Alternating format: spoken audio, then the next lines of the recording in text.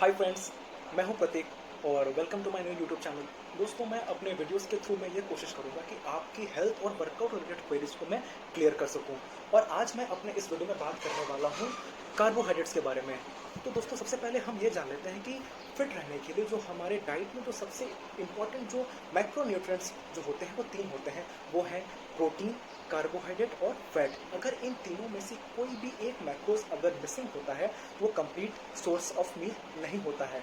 तो फिट रहने के लिए, अच्छा मसल गेन करने के लिए हमें प्रोटीन, कार्बोहाइड्रेट और फैट इन तीनों को मिलाकर के एक मील रेडी करनी होगी। तो अब बात करते हैं कि कार्बोहाइड्रेट किसे लेने हैं और किसे नहीं लेने हैं। अगर वेट लॉस करना है तो क्या कार्बोहाइड्रेट लेने हैं या नहीं लेने हैं, और वेट गेन करना है तो कार्बोहाइड्रेट लेने हैं या नहीं लेने हैं।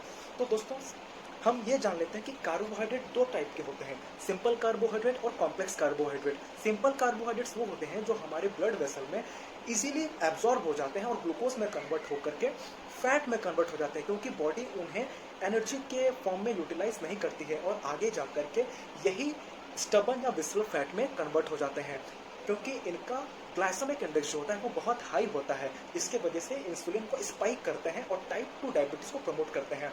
और कॉम्प्लेक्स कार्बोहाइड्रेट्स जो होते हैं वो ब्लड वेसल में जल्दी एब्जॉर्ब नहीं होते हैं और बॉडी उनको एनर्जी के फॉर्म में यूटिलाइज करती है, और ये एनर्जी हमें हमारे डे टू डे रूटीन में काम करने के लिए, वर्कआउट करने के लिए, भागा भागी करने के लिए हेल्प करती है, हमारे ब्रेन को स्टिमुलेट करती है, एक्टिव करती है।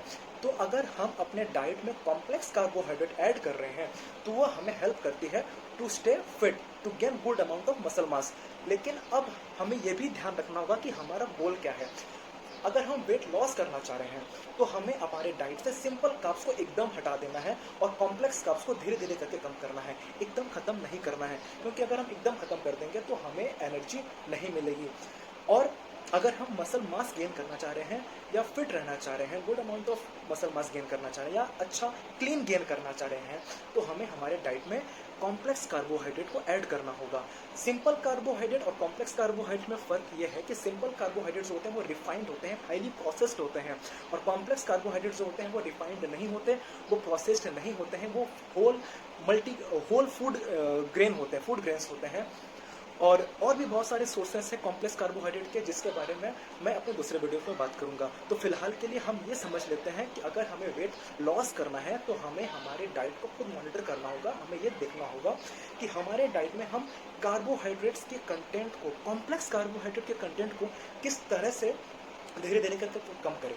और ये 1 वीक या 2 वीक में हमें यह नोटिस करना होगा कि कॉम्प्लेक्स कार्बोहाइड्रेट की कौन कौन से सोर्स को हम किस तरह से कम करें जिससे हमारा वेट लॉस हो सके। और अगर हमें वेट गेन करना है, good amount of muscle mass gain करना है, तो हमें हमारे कॉम्प्लेक्स कार्बोहाइड्रेट के सोर्सेज को बढ़ाना होगा, प्रोटीन बढ़ाना होगा, फैट को मिनिमम रखना होगा।